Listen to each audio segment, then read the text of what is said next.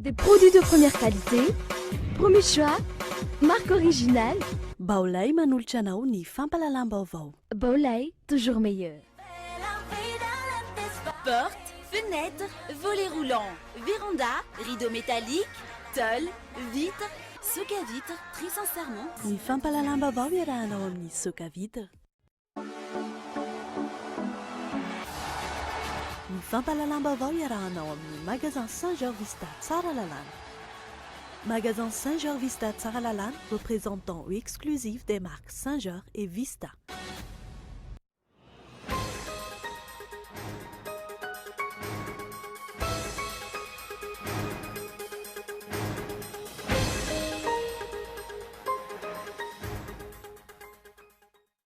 Taorian'ny antso nataon'ny vondrona politika maro hanoerana ny tsirarany eto amin'ny firenena. Naneho ny heriny ihany koa ny mpiaradia amin'ny fitondrana ankehitriny miantso ny fanarahan-dalàna tsy isian'ny korotana eto amin'ny firenena. Ny andinindinindreo arahanao anatin'ny matoan-dahatsoratra lilira beata. Mitombo fitarainan'ny mponina amin'ny fiakaran'ny vidin-jiro nefa ny delestazy etsy an-daniny manao ny ataony ihany. Tsy mbola mazava ny mpanjifa momba ny fiakarana io. Ny fampitoananao fitokonana faobe ireo mpamily taxiville eto Antananarivo io maraina io. Fitokonana natao anairana ireo tompon'andraikitra. Ireo ray aman-dreny ao amin'ny fokontany Ambohimanambola indray no nahazo tombony amin'ny didipotra faobe karakarain'ny tanora sy ny vehivavy malagasy miara-miainga androany. Any ivelany, any Turquie, nandamoaka ny fanonganam-panjakana omaly tany an-toerany, vokany 520 ny olona maty manodidina ny 3,000 ireo ny samborina. Ny andinindinindreo arahanao afaka fotoana fohy.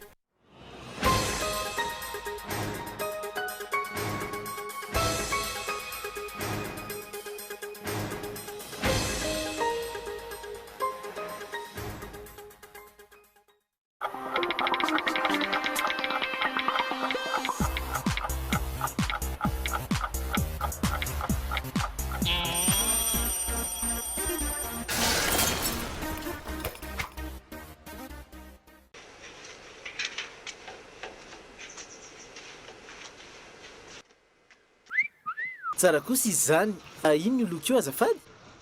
Primokat io ramsa. Aiza no aza ahitana an'io?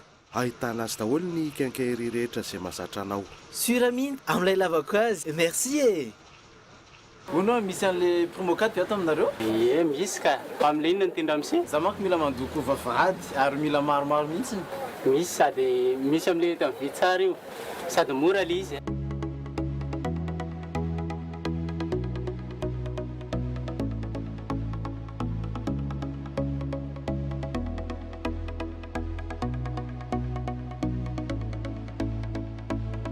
Miss peinture à locaux les Primokat hein. Exigez la gamme de peinture Primokat chez votre revendeur habituel. Primokat, une valeur sûre pour toutes les surfaces. Essence à plein, ça va. Dasolo ara masqué. Oh chérie, tu m'as dit à ton fais ça? Oudri, tu m'as dit à masfonio. Ina na zona pilanao ramse? Tsy tanao ve? Mba te afantatra ny carton solika. Etre aza manay ianao ramse. Jovena dia manara-maso ny camion citerne miasa ho aminy amin'ny alalan'ny GPS ary misy ny hidy manokana iarovana ny solika entina. Ny station service Jovena dia manana jauge électronique ahafahana mamantatra amin'ny fotoana rehetra ny fatra sy ny kalitao solika ao anatin'ny cuve. Ankoatra ny fitiliana mihoatra ny 10,000 isan-taona dia misy koa ny laboratoire mobile izay manao ny fanadihadiana ny kalitao ny solika eny amin'ny station service. Ny solika premium Jovena dia mampiena ny fandaniana sady mampitombo ny tanjaky ny moteur. Soavadiary, manaraka indray. Tsy vantenanao mahazo batoko tsara ny Jovena tsika. Mahazo tombony rehetra miaraka amin'ny Jovena. Jovena, le plein d'énergie. À l'égard des produits haut de gamme à l'esthétique soignée, Baolay exploite les meilleures technologies hautement novatrices. Le subwoofer JYO vous offrira une qualité sonore exceptionnelle. Son design épuré, sa forme compacte et son élégance s'invitent en toute harmonie dans votre salon pour profiter du meilleur acoustique. JYO, représentant exclusif, Baolay. Baolay, toujours meilleur.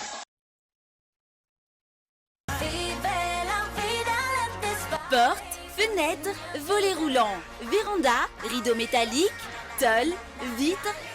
Soca Vitres, fabricant poseur et spécialiste de pliage de tôle et bien d'autres, vous propose un large choix pour tous vos projets de construction ou de rénovation. Elle fabrique sur mesure toutes vos menuiseries alu à prix d'usine. Alors qu'attendez-vous? Venez nous voir à Ndoutapénac ou sur notre site internet. Soca Vitres, très sincèrement à votre service. Ni batterie Large Star. Batterie tsy mila entretien, misy alliage plomb calcium ahafahana mametra ny fampiasana rano ho vitsy. Large Star manana fitehirizana sy rafi-pamokarana avo lento ka kely foana ny herilany ary maharitra hatramin'ny avo 10 eny ny batterie Large Star. Kalitao iraisam-pireneny amin'ny vidiny tena mirary. Large Star.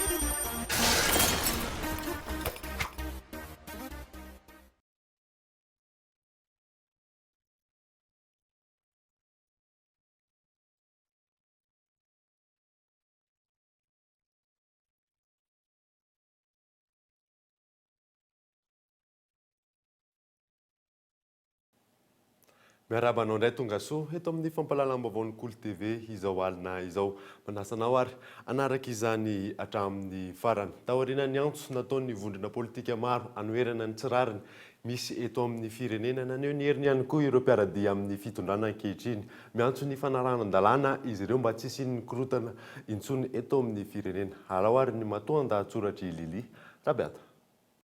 Atao ny lalam-panorenana io no teny entin'ny fitondrana ankehitriny. Amalina ny fitakiana maro isan-tsokajy ny ataon'ny antoko sy vondrona politika samihafa eto amin'ny firenena. Antso izay razoina noho ny fanaparam-pahefana ny tsindry ataon'ny mpitondra ny olana ara-tsosialy samihafa adinon'ny mpitondra. Mipetraka ho mpanomelesina ny fitondrana saingy razoina ny tantara hatramin'ny itondran'ny firenena no hitantaratra ny faniketsakitsahana ny lalam-panorenana. Nanao antsoava ohatra ny vondrona politika maro anisy eny anivon'ny antenimera-pirenena ny anajana ny 450 amin'ny lalam-panorenana ny amin'ny fanolorana Prime Ministre. Saingy tany dia efa nisy ny kajikajy sy ny paikady nataony ny antokon'ny fitondrana azona ny toerany ny Prime Ministre. Prime Ministre telo no ny fandimina nandritra izay roa taona sy tapany izay, saingy tsy hita izay mazava izay nanara-dalàna ny famoahana azy. Na ny fomba ny fandibiasan'ireo Prime Ministre roa farany fahefana tsy mbola nisy fanazavana hatreto. No terena sa ny ala inona nanosika tamin'ny fanoloana ny governemanta. Ara-dalàna sa tsy ny fandibiasam-pahefana ny seho. Tsy misy miresaka intsony izany ankehitriny na samy manameloka izany aza ny rehetra. Fitondrana manotrika atody lamokany hoy ny sehatry ny fanaraha-maso ny fiainam-pirenena na ny sefafi. Hatramin'ny fiandohan'ny fitondrana no ny sesy ny tsy fanarahan-dalàna. Imbetsaka ny fiarahamonim-pirenena ny manaitra ny rehetra ny amin'ny tsy fanarahan-dalàna ataon'ny fanjakana ankehitriny. Hatramin'ny Bianco izay birao maleo tena misahana amin'ny ady amin'ny kolikoly, mitaraina no nitsindry ataon'ny fanjakana amin'ny raharaha entin'izy ireo eny amin'ny fitsarana. Efa mba nitsiry ny fanantenana tamin'ny Siny Gros Bonnet, mpanondra n'andramena tratra, saingy no nitsindry avy amin'ny manam-pahefana, afaka madiodio ny mpandraharaha, efa fantatry ny rehetra amin'ny fanondranana io. Raharaha maro toy ny fanodikodonam-bolam-panjakana na voatonontonona ministra sy manam-pahefana maro no navoaka ny Inspection Générale de l'État ary nampafantary ny haino manjery samihafa saingy ny magaga nampanginina toy ny tsy nisy zany taty aoriana. Taty aoriana hatramin'izao fototry ny olom-pirenena ny fahafantarana vaovao ka sainy fitondrana sakanana amin'ny alalan'ilay lalàna mikasika ny serasera. Novaina izay efa nifanekeny rehetra ho votoatiny. Natao amboletra ny fampandaniana azy teny anivon'ny antenimera ary natao hatramin'ny farany izay ampandaniana azy na efa nivaivay aza ny fanoherana natao. Mpanao gazety, olom-pirenena, fiarahamonim-pirenena, mpahay lalàna, mpandinika politika, mpahay tantara, mpandraharaha samihafa nanohitra io endry ny farany amin'ny lalàna mifeny serasera io ary hanohitra hatramin'ny farany. Sendika amin'ny orinasa-panjakana samihafa maro no efa nanao fitakiana, fitokonana, anoherana ny famitena ny orinasa ataon'ny mpitantana. Sazy, fandroana, fampetona amin'ny asa, tsy fandoavana karama, ireo no nasitry ny fitondrana ireo fitakiana ireo, akoatra ny famonoana afo atao. tahaka izany hatrany no misy eto amin'ny firenena amin'ny fitakiana ataon'ny vahoaka. Rehefa ny vondrana politika indray no mitondra teny ankehitriny, miantso amin'ny fanarahan-dalàna indray ny mpitondra. Mbola tsara toerana amin'ny antso ataony ve ny fitondrana? Fotoana anehoana hery amin'ny mpanao politika ve izao? Manoloana ny fipoahana ara-tsosialy, mitatao amin'ny vahoaka madinika. Manoloana ny asa fampiororana nisy tany Fransa tamin'ny 14 Jolay, lasa teo dia nanao fanambarana ny filoham-pirenena androany. Fanatadiana. Androany no nandray ny sidina hiazo an'i Rwanda ny filoha. Mialoha izany dia nisy fanambarana nataony. Efa nisy taratasy nalefany amin'ny filoham-pirenena frantsay amin'ny anaran'ny firenena sy ny vahoaka malagasy hoy izy. Mankahery sy miarahory amin'izy ireo. Ya, eo anoloany reny von'olona matsirafina sy tany frantsay ireny afaka maly tany amin'ny tanànany Nisy dia efa nandefa taratasy moa ny tenanay any amin'ny filoham-pirenena François Hollande omaly naneho ny fiaraha-miory amin'ireo fianakaviana izay trapahoriana mampahery ireo izay maratra ary maneho ihany koa ny firaisan-kina eo anoloany reny herisetra matsiravina aminona ain'olona maro ireny. Nankahery ireo fianakaviana manamanjo ihany koa ny filoha, indrindra ireo malagasy naratra sy namoy ny ainy. Misy malagasy tao anatin'izy ireny. Efa fantatra misy ny maty, misy ny maratra ihany koa, ka dia maneho manokana ny fiaraha-miory amin'ireo fianakaviana izay namoy havana isika ary mampahery ary mirary ihany koa fahasitranana aingana ho an'ireo izay maratra. Fitondram-panjakana malagasy dia maneho izay fihavanana malagasy ka dia amin'ny alalan'ireo masovoantsika any Frantsa zany dia efa mijery manaraka akaiky ny azahoana mifanampy ao anatin'izany indrindrindrindra eo amin'ireo izay maratra ary ny fitondram-panjakana malagasy moa dia efa napakevitra fa andray antanana feno izay fanampiana tokony ilaina rehetra amin'izany. Ko dia niaran'izany tsika tao anatin'ny fotoana fankalazana ny fahaleovan-tenantsika tamin'ny 9 Jona, tsapatsika ny avesatra zany ary zany indrindra no mahatonga anay ilaza hoe amin'ny fotoana tahaka izao no anehoana ny firaisan-kina iraisam-pirenena anoherana ny tahaka ireny. 14 ora taorian'ny tranga fampiroroana tany Nisy ity fanambarana nataon'ny filoha ity. Efa nisy taratasy nalefany amin'ny filoha frantsay, eo ihany koa ny fandraisana tanana atao ho an'ireo niaram-boiny araka ny voalaza. Ny mampametra-panontaniana dia ny hoe taiza ny filoha taorian'ny fanafiana nafatesan'olona tany Beroro, raha ny zava-nisy herinandro teoriana vao nisy ny fanambarana nataony. Izany hoe ny andro ny 14 Jiona. Ho an'ny mpandinika politika sy ireo mpanaraka ny tantaram-pirenena, misy mizana tsindrinila ataon'ny mpitondra ary manapirofo izany ity androany ity. Mety hitombona ihany koa ny ayay apetraky ny vahoaka manao hoe tsy mijery ny vaovao eto Madagasikara ny filoha, any ka mahafantatra avy hatrany ny zava-mitranga any ivelany. Ny eto an-toerana kosa tara 5 na 7 andro. Ohatra amin'izany ny fitarainana manoloana ny fahantrana. Raha ny tombontsoa vahoaka marina ave no jeren'ny filoham-pirenena izay ambety teniny isaky ny kabary ataony, tsy ny lalàna amin'ny feny serasera izay miatraika amin'ny vahoaka manerana ny nosy no hovaina sy asiana fanamboarana. Samy mahita ny rehetra fa miaina ao anaty fahantrana tanteraka ny vahoaka malagasy amin'izao fotoana izao. Ny filoha kosa mbola manontany ary mangataka pirofo. Tsy ho afabela amin'ny asan'ny fampiorona misy any amin'ny sehatra iraisam-pirenena Madagasikara raha ny fanazavan'ny manam-pahaizana iray. Ahina ny toerana misy an'ny Madagasikara manoloana ny andraisantsika ireo feonambe iraisam-pirenena maro samihafa. Fanadadiny Lili Labiata.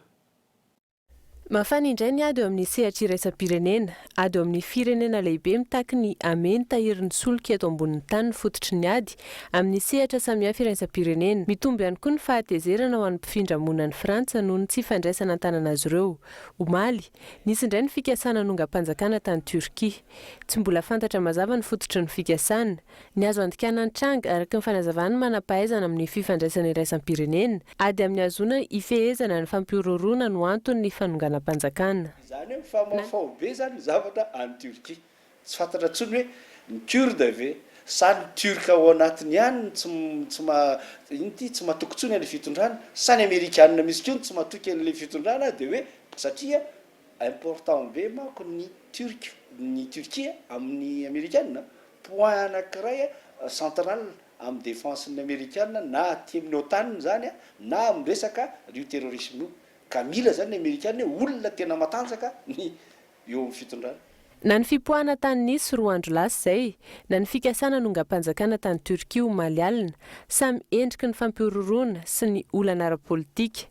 Ilaina ny fiarah-miasa amin'ny firenena hafa hanamafisana ny fandriampahalemana eto amintsika raha handray ny fionamben'ny firenena miteny sy mampiasa ny teny frantsay ho hiatrany tia manam-pahaizana amin'ny fifandraisana iraisam-pirenena ity. Mila fitandremana be dia be ary tena mila famailona be dia be satria zao jereo fotsiny resaka dalo sur le plan interne zany memafy ary ny tsy fandriampahalemana eto amintsika dia mirongatra tsika koa tany mantra ny olona mantra zany hoe raha vidin'ny olona kely lavamena dia efa mavita zavatra zay tsy eritreretinao ny olona ao anatin'ny fahantrana raha izay. Faharoa tsika le lazaina teo hoe ny terrorisme zany ke tsy voatery any Frantsa na any Turquie fotsiny fa eran'izao tontolo zao dika zany mila mailo dia mailo tsika amin'ny zavatra fandehan'ny zavatra eto Madagasikara indrindra hoe sisy tantsika nge olona malalaka dia malalaka afaka mpitsofoka eto daholo ny rehetrarehetra tsy vitantsika rery akory ny aro an'izany. Créer zany le bomba mipoaka tamin'ny 26 juin mondraky ty ny androany tsy hita hoe ahoana sy ahoana tamin'ny 2014 2013 moa 2014 le mipoaka teny anosy teny akeo mbola tsy hita hoe ahoana sy ahoana. Efa misy ny fanofanana mpitandro filaminana ataon'ny vahiny eto Madagasikara ankehitriny andraisan'ireo fionana ny tampony maro. Maro ihany koa ny ankon'ny fipoahana teto Madagasikara amin'ny any ivelany ary efa nisy fiantraikany hatramin'ny fahatongavam-pizahatany eto izany. Ny faran'androany kosa indray ilay atrikasa ny tanterahana tetsy Antaninarenina atrikasa moa izay nandraisan'ny fiarahamonim-pirenena mpitantana haino aman-jery sy mpanao gazety avy any amin'ny faritra sy avy eto andrenivohitra ben'ny tanàna ary sefokotany fanatadiana. Ho fampandraisana anjara ny olom-pirenena fampandrosoana ny firenena ho famolavolana olom-pirenena vanina ireo ny tanjona tratrariny ity atrikasa fanomezana sehatra ny olom-pirenena amin'ny haino aman-jery. Tsy manana anjara toerana amin'ny fampandrosoana ny vahoaka raha ny fanadadiana nataony eo anivon'ny tetikasa noho ny tsy fiainon'ny fanjakana.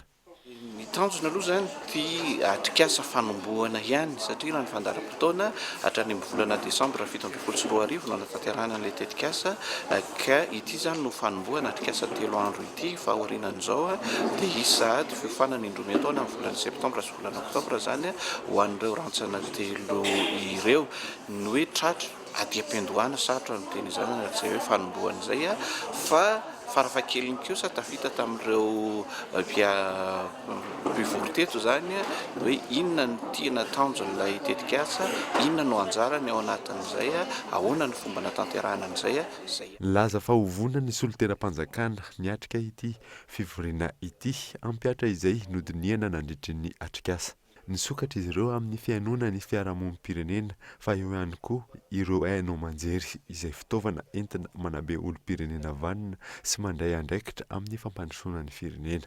Izay moa zany dia raha hoan'ny Mahazanga manokana moa zany dia izay dia vonona amin'ny fiainona ary ny fanomezana lanja ny OSC sy ny mpanao gazety satria tsy ho vitany tena rery ny afantatra ny zavatra eritreretina sy ny etaetan'ny vahoaka any amin'ny bazy ihany fa hitako hoe raha ohatra raha mipetraka ilay fomba fiasa eto dia afaka moramora kokoa ny fanapa-kevitra. Laza ihany koa ny eo anivon'ny fiarahamonim-pirenena fa ilaina ny fiarah-miasan'ny fanjakana foibe sy ny eny fotony. Ilaina ny fifampiainona eo amin'ny rontota ity atrikasa ity izay nitondran'izy ireo ny tena zava-misy eny fotony.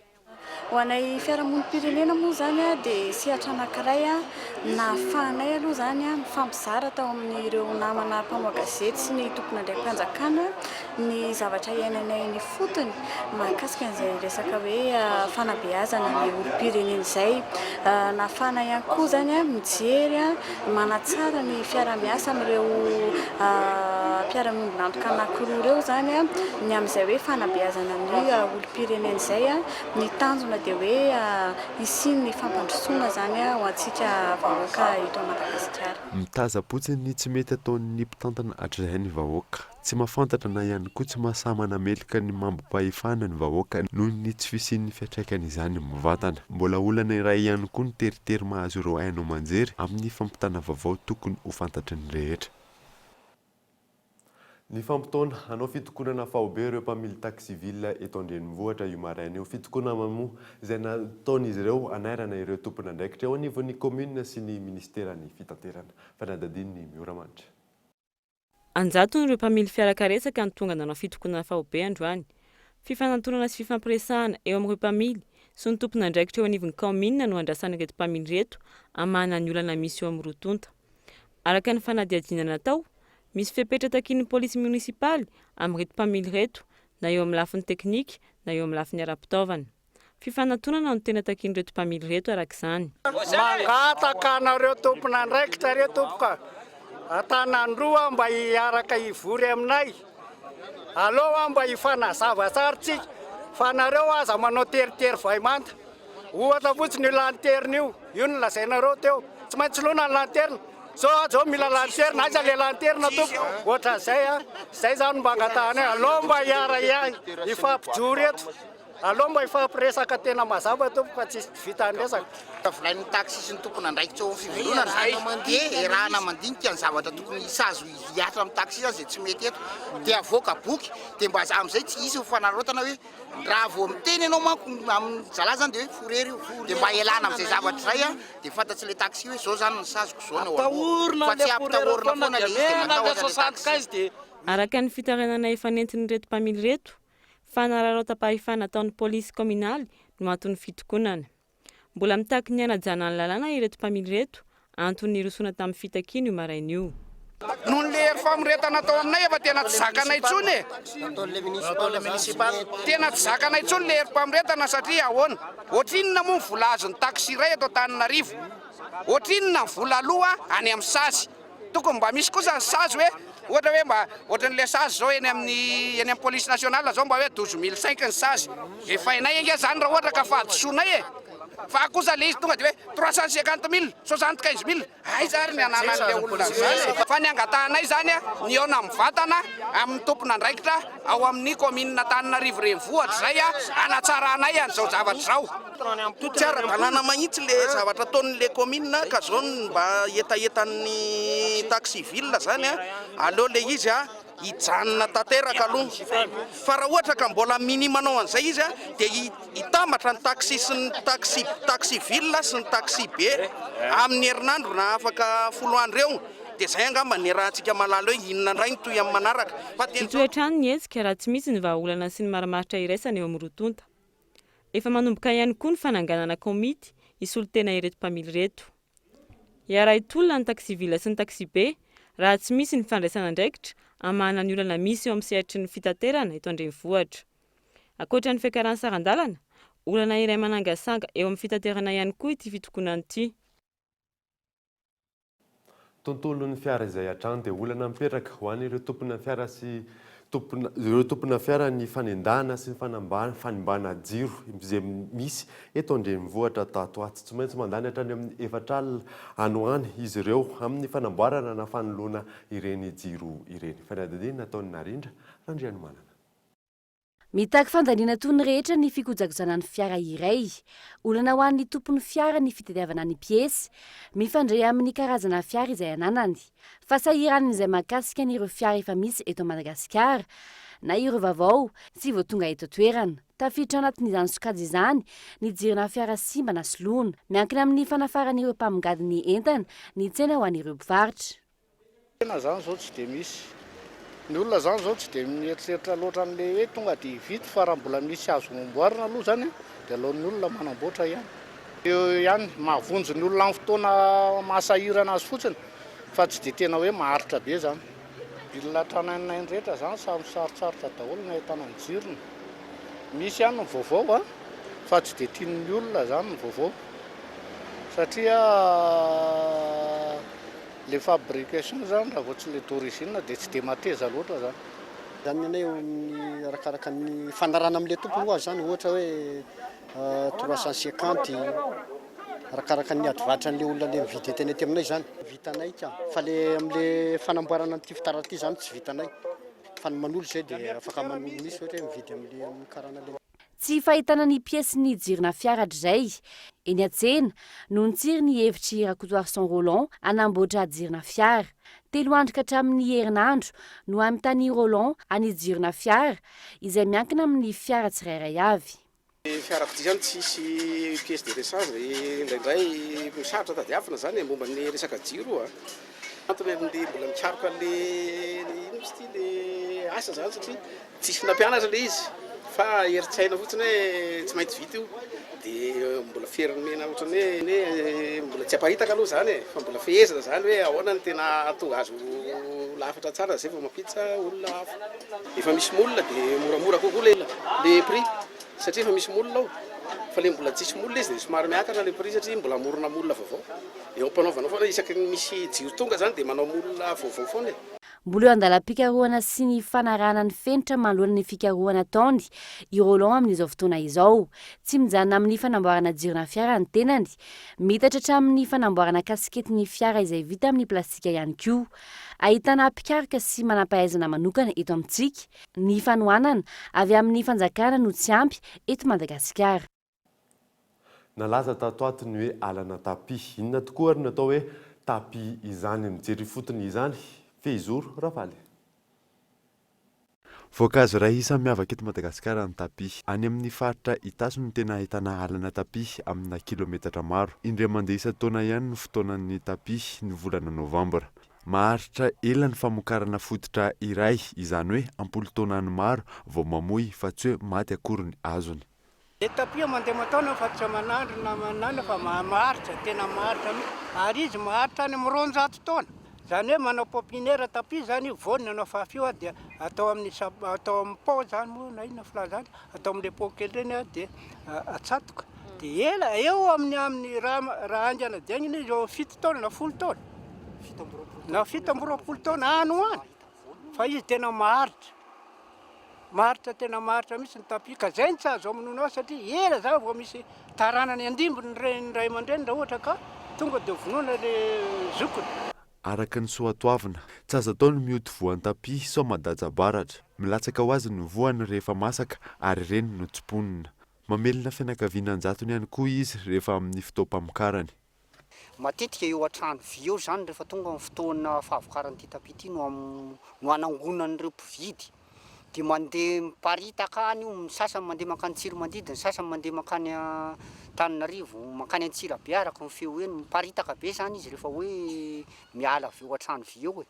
Dia mifaritra Arivomamy zany, mifanakaikikaikany zany Arivomamy 2 sy Somamanina.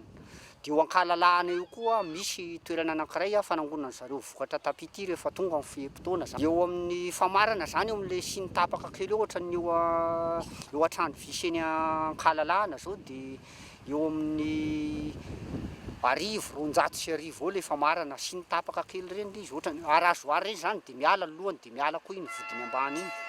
Manantantara ary zava-dehibe amin'ny mpamboly any amin'ny faritra Itasy ihany koa ny tapi. Tolo-janahary hoy ireo mponina sady fiarovana. Eo ihany koa ny landy izay sempamokarana izay any an-toerana.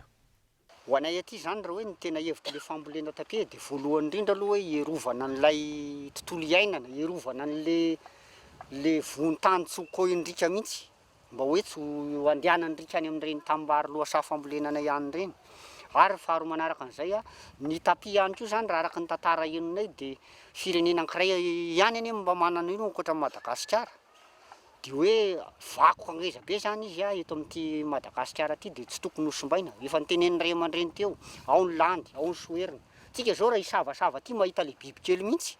Tsy misy hoe piompolandy anao an'izao fa ny taloha no nanana piompolandy amin'le anangonana landy be. Dia izay mihitsy no nahatonga le fitenenana aza hoe miala nenina mamatotra le samona mba hanatody.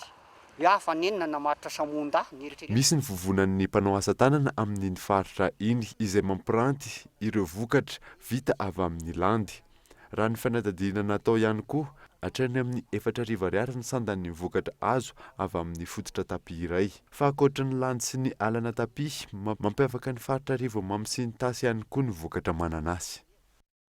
tontolon'ny fambolena izay hatrany dia maro ny vokatra voamaina avy any amin'ny faritra Sofia. Manodidina ny 5,000 taonina isan-taona ny vokatra voamaina mivoaka avy any amin'ny faritra Sofia iny toy amin'ny avy any amin'ny distriktan'ny Mampitokony sy Port Berger.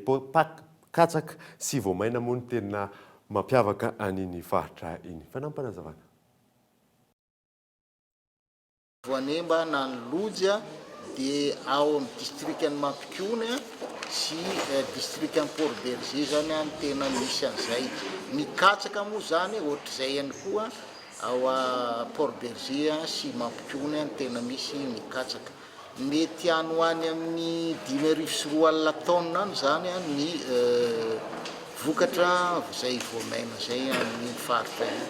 Efa misy ihany ny mpandrara any toerana mandray ny vokatra ary mandefa an'izany any ivelany fa mbola ny ampahany zany tena mbola io manahirana ny fiadiavana ny lalam-barotra.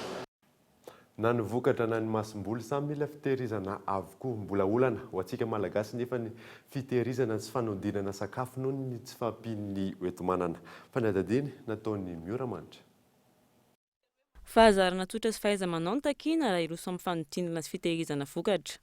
Io no anisan'ny vahaolana iray iadina amin'ny tsy fahampitsakafo amin'ny ankapobeny. Anana, legioma, hanin-kotrana, voamadinika isan-karazany hatramin'ny masom-boly samy afaka tehirizina avokoa.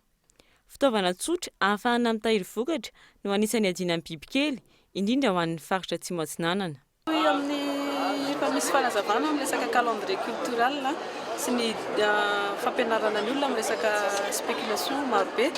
Dia tonga eto aminay miakatra zany ilay vokatrin'ilay olona resaka réduction aux pertes de stockage.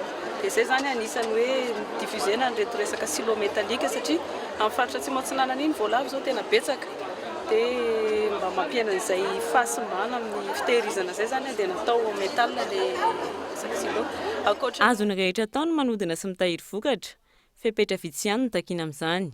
Anao ali zany ohatra hoe amin'ilay fotoana tsy visily ilay sakafo nefa tokony hihinana dia ohatra zao ny ravitoto volana me mbola misy kely fa tsy betsaka dia afaka ohatra hoe amin'iny manararaotra manao an'ilay poly ravitoto ohatra dia inona ny azo tehirizina mandritra ny hoe 9 volana iam-bolana ilay izy dia te hihinana ianao anatin'ilay fotoana tsy misy dia afaka mihinana.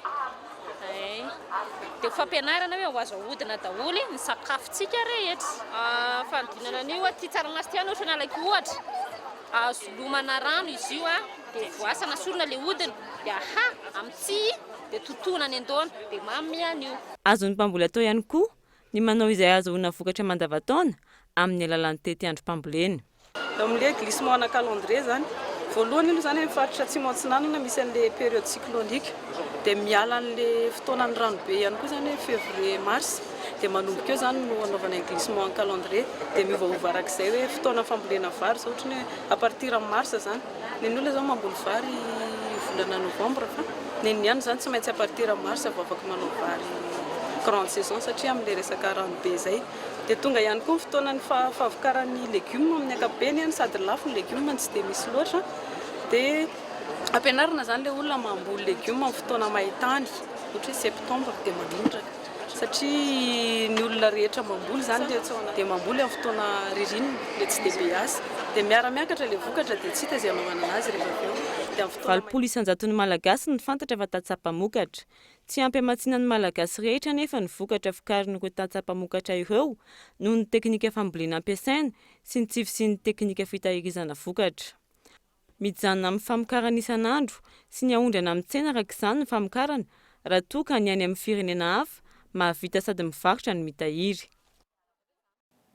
Asa hafa kely indray nentina aminao androany dia mahery ny 20 taona no nanampenan'i Jean Paul kodiarana fiarakodia moa azafady indrindra efa nanokafany orinasa romo ity asa ity. Arao ary ity fanatadiana ity. Asa ilaina fitandremana sy famelona ny asa fanampenana kodiarana. Raha tsy malina mety hipoahan'ny kodiarana na hipitihan'ny fitaovana fanamboarana ka mety ampidi-doza. Mandroso ny asan'i Jean Paul ary ahafahany manatevina ny famboleny sy ny fiompiana any ambanivohitra ny vola azony amin'ity fanampenana kodiarana ity. Za zany teo amin'ny 20 taona teo namelomako vady aman-janaka mihitsy ty fanaovana pneuture fa io moa zany miankina an'le hoe fitondrana sy fanaovana ny asa zany tsisy ratsy fa rehefa hoentinao araka ny mampika anazy dia tsara daholo ny asa tanana ka izay mombamomba fanaovana pneu mahavelo izy raha ohatra hainao mitondra fa rehefa tsy hainao mitondra kosa ngamba mety hahafatiny raha mety hoe lasa zava-tavana efa maheriny 20 taona ny nanaovan'i Jean Paul an'ity asa ity. Nandritra n'izay fotoana izay ny tombo tahaka ny fitombam-pivarotra amoron-dalana ihany koa ny mpanampina pneu. Tsy mahasakana ny fidiram-bola io fifaninanana io hoy izy rehefa hifotorana ny asa. Ty le oui lava le francophone ty zany tena tsy mampisy ny asanay aty amdika aloha fa tamin'ny teo zany mba mety foana le fesivesely le sécurité le société le automobile ministre sy ny filoham-pirenena dia matahotra ny ao aty ary lasa ohatra hoe miafokafona izy dia weekend azy zay vao mba misimisy. Fitiavana no ilaina rehefa miasa hoy hatrany Jean Paul, mandeha ary miroborobo izany rehefa ajaina sy tiana. Tsy misy asa ratsy rehefa tsy mangalatra. Fifehezan-tena ihany ankoatra izay no ilaina amin'ny asa tena raha ny fanazavan'i Jean Paul amin'ny asa tahaka izao. Eo amin'ny lafin'ny kolotsaina indray dia mandalo fotoan-tsarotra ny sehatry ny teatra amin'izao fotoana izao. Tsy misy ny toerana afaka anaovana azy, tsy misy koa ireo sekoly manokana ianarana azy mijery-potsiny amin'izany nefa ny fitondrana. Fanadiny Mikael Ramaloa. Talohan'ny idiran'ny riba tandrefana teto Madagasikara no efa nisy ny teatra, saingy tsy mbola izay no anarana nomena azy tamin'izay. Nanana ny kolotsaina nampiavaka azy avokoa ny faritra samihafa manerana ny nosy ka nampitondra ny anarany isaky ny faritra. Tao anatin'ny toerana munisipaly Ambatovinaky no toerana ny lalaovana voalohany ary io toerana io ihany no afaka nanaovana izany nandritra ny vanim-potoana ny fanjanahantany. Ara ofisialy dia hoe efa simba ka tsy mety narotana fa ireo zokiray aman-dreny izay mbola natratra ny teatra Ambatovinaky io dia nilaza fa tsy mba be zany io teatra Ambatovinaky io fa noho ny fialonan'ny mpanjanatany frantsay zany hoe lasa fitaovana nentina nanandratra ny mamalagasy satria tamin'ny alalan'ny teny malagasy no anisan'ny niarovana ny mamalagasy ary ny teatra atao anatin'izay. Taorian'ny nandravana ny teatra munisipaly tao Ambatovinaky dia tao amin'ny trano munisipaly Isotry ny lalaovana ny teatra teto Andrenivohitra. Ankehitriny sy mba ny trano ary tsy misy toerana manaraka izany fenitra izany intsony azo ilalaovana teatra. Niezaka nanontany teo anivon'ny ministeran'ny kolotsaina ihany ny teto amin'ny sampana fampahalalam-baovao miantso isan'andro sy mitady tompon'andraikitra, saingy milaza trano fa mbola mandamina ny eo anivon'ny ministera izy ireo na koa manilika andraikitra amin'ny olon-kafatrany. Araka izany dia arahanao ao anatin'ny alaleno rampitso amin'ny fitohora ny andidiny izay sehatry ny teatra izay. Mitohy hatrany ny fitarainan'ny mponina amin'ny fiakaran'ny vidin-jiro. Ny delestage anefa tsy mangano fotsiny fotoana fanaovan'ireo jolany asa ratsiny rehefa tapaka ny jiro. Tsy mazava amin'ny mponina nefa izay fiakaran'izay. Fanadadina nataony Mima Ravaly. Maharitra ora 2 mahery isan'andro ny fahatapahan-jiro manerana ny faritra maro eto Andrenivohitra. Tsy vitany manimba ireo fitaovana mandeha amin'ny herinaratra fampiasan'ny isan-tokantrano io fahatapahana lava reny io, fa sady fotoana nararaotan'ireo olon-dratsy manao ny asa ratsiny, fanafiana, fanendahana sy ny maro hafa toy ny tranga misy any Analamahitsy. Matetika zany amin'ilay hoe le maizina zany dia misy manendaka. Zay ny tena marina zany amin'ilay misy manendaka. Io moa raha malala fa ny anay tranoko betsaka ny jiro tsy mety any satria efa tsy maintsy la jiro amandra le ny visy tsy mety manao réparation. Nikaikaiky any mponina manoloan'izao toetra raha izao, ny jiro tapaka lava, vidin-jiro ety andaniny miakatra avy zato eny. Ny fandaniana nefa tsy miova ho an'ny isan-tokantrano. Ho an'ity tokantrano iray ity ohatra, raha 2 alina ny vidin-jiro fandohany isam-bolana, niakatra avy 2 eny izany nanomboka ny volana Jona teo ka lasa 3 alina mahery. Juin 356 volana mena efa 180, avril 120. Zavatra lana eto mitovy foana nefa le fiakaran'ity tena mitovy. Isan'ny tena lasa mitovy 100% ato anelanelan'ny avril juin. Izay mahagaga fa tokony mba andraikitra ny inty izy. Tokony andraikitra isaky tsokajy aloha mba hijery an'izay zavatra izay fa tena maty le ohatran'ilay mpanao asa tanana moa zany amin'izao delestage mamery ny inty izy. Ny fiakaran-jiro, vidim-piainana sy ny rehetrarehetra dia tena fampiantoka tanteraka mihitsy. Tsy fantatra mazava moa ny fototry ny olana akariny jirama afo zato eny ny vidin-jiro nefa ny délestage mamely terakarak'izany tsy fandriampahalemana tompona ndraikitra sy andaniny mitazapotsiny dradradradraina sy hitaraina ny mponina isan'andro izao toetra raha izao saingy toa tsy misy miaino fa vao may aza miamafy. Lafim-baovao hafa kosa indray dia ireo ray aman-dreny ao amin'ny fokontany Apaimanga ambomanambola indray no nahazo tombony tamin'ny didipotra faobe izay karakarain'ny tanora sy ny vehivavy malagasy miara-miainga androany. Fiteny an-toerana Gaetan Andriatsilavo. Manana ny lanjany ho an'ny malagasy ny forazazalahy na ny didipoitra.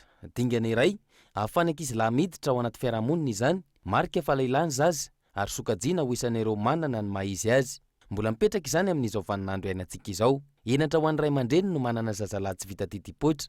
Mampanano sarotra nefa ny fahavitana izany ankehitriny noho ny fahasarotan'ny fiainana.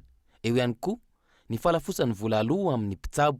Androany teto Ambohimanambola, velom-pisaorana ireo ray aman-dreny noho ny tolo-tanana nataon'ny tanora sy ny vehivavy malagasy miara-miainga, didipoitra faobe ary maimai-poana.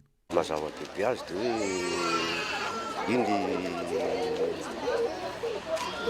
fomban-drazana efa hatramin'ny fahavolo iny dia mazava dehibe azy hoe na misy an'ity faobe ity mahafaka fahasairana an'ilay olona tsy dia ampy olona loatra ary dia misaotra an'ilay mpikarakara amin'izay afaka fahasairana tokoa ny ray aman-dreny zany amin'ilay ty faobe ity. Io moa sotoavina malagasy ka raha tsy vita famorana ny olombelona amin'ny lehilahy dia tsy mety satria famorana no mahalehilahy ny lehilahy. Raha zany izy tsy ao anatin'ny fianakaviana mihitsy izay maha-olona mahalehilahy ny fahany rehetrarehetra. Sam'izao famorana faobe izao dia mahafinaritra satria ao ny fianakaviana misy ny sahirana dia isaorana ny tompony andraikitra manantanteraka izao. Nanamafy ny fisaorana ihany koa ny sefy-fokotany eto an-toerana ary maniry ny fitohizan'ny fiaraha-miasa. Faly dia faly tokoa ny tena ary dia isaorana tokoa ny tanora malagasy miara-miainga na totosa izao famorana faobe izay, izao faobe izao izay fahasoavana ho an'ny taranaka. Indrindra tolona fisaorana sy fankatelemana ny président Iatso Andrinarivelo mivady izay mikarakara izy ratraka dia atolotra ho azy ny fisaorana manontolo. Engany toy ny fahasoavana ho an'ny taranaka faramandimbo rehetra izay fantatra fa mikarakara izany izy amin'ny asa soa izay atao dia mirasoa azy ireny tenany tompoko. Tsy ny teto Ambohimanambola ihany no nanaovana ny hetsika tahaka izao hoy ny tompon'andraikitra ary mbola hitohy any amin'ny fokotany sy ny faritra hafa izany. Araka ny vidina napetraka ny fikambanana MMM malagasy miara-miainga sy ny TMMM dia misy ny fitsinjovana ny fiarabelona sy ny fiarahamonina izay anaovana didipoitra faobe dia misy ny tolo-tanana ho an'ireo vahoaka izany. Efa misy koa ny tany Manandriana sy Akatinandriana ny androany dia eto Ambohimanambola dia ary mbola izy koa zany ny Ambohimanarina. Ny ankoatr'izay dia misy koa ny asa ny tsena izay ho karakaraina ny VMMM indray eto amin'ny Ambohimanambola indray ny fotoana. Tafiditra hatrany amin'ny vina napetraky ny fikambanana ireo rehetra ireo dia ny fanasoavana ny mpiarabelona, fanatsarana ny fiarahamonina amin'ny alalan'ny fitaizana sy ny fanampiana. Amin'izao fotoam-pialatsasatra izao mbola maro ny hetsika ho karakarain'ny fikambanana. Tontolon'ny fanatanjahantena indray dia fandresena hatrany ho azy ny ekipa pirenena malagasy eo amin'ny taranja tenisy tamin'ilay Coupe Davis izay tanterahana ao amin'ny Asut Ankatso. Fanadadina.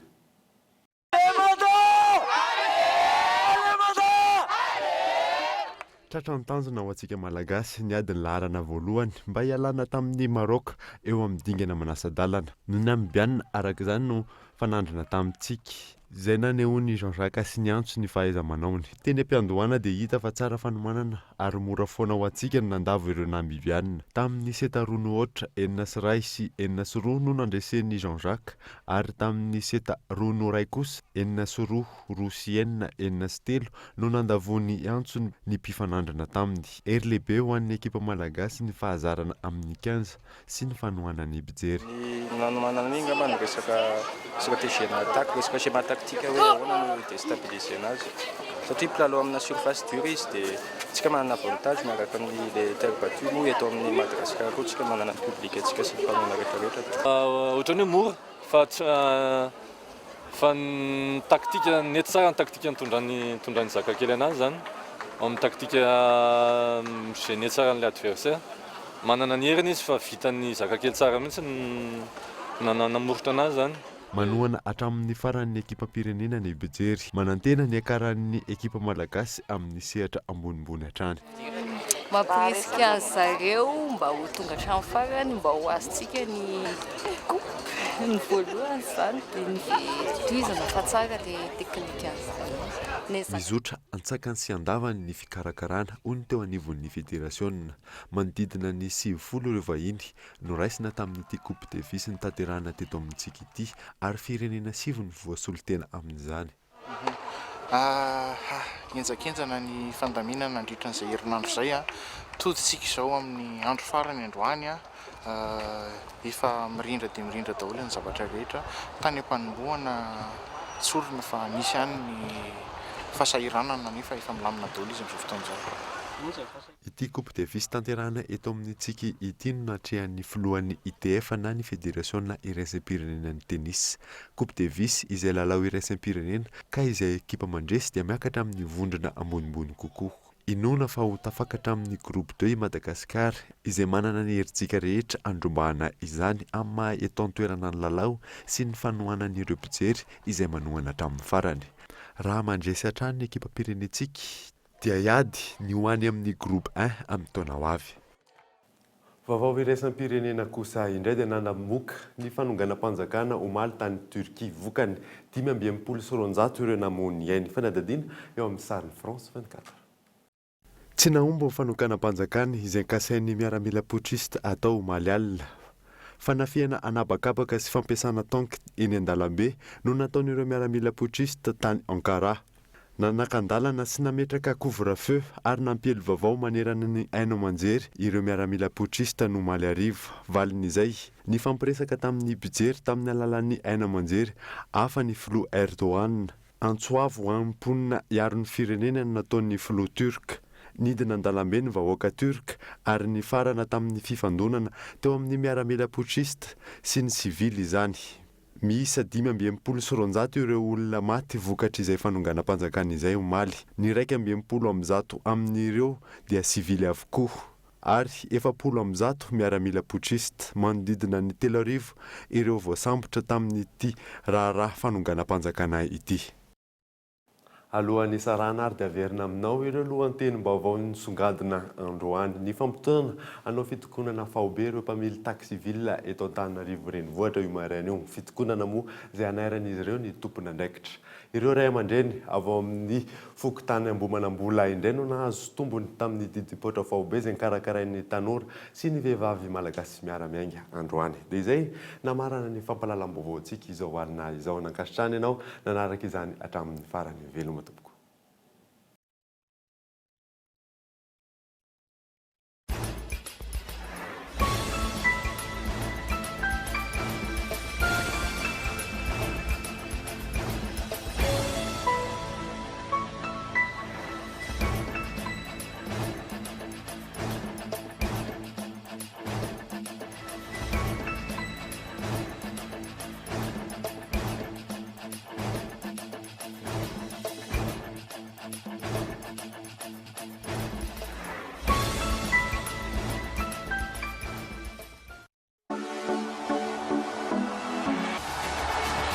Narahinao teo ny fampalalam-baovao miaraka tamin'ny magasin Saint-Georges Vista Tsara Lalàna. Magasin Saint-Georges Vista Tsara Lalàna, représentant exclusif des marques Saint-Georges et Vista. Porte, fenêtres, volets roulants, véranda, rideaux métalliques, tôle, vitres, soca-vitres, trice en serment. Ny fampalalam-baovao ny arahanao tamin'ny Soka Vitre. Des produits de première qualité, premier choix, marque originale. Baolay nanolotra anao teo ny fampalalam-baovao. Baolay, toujours meilleur.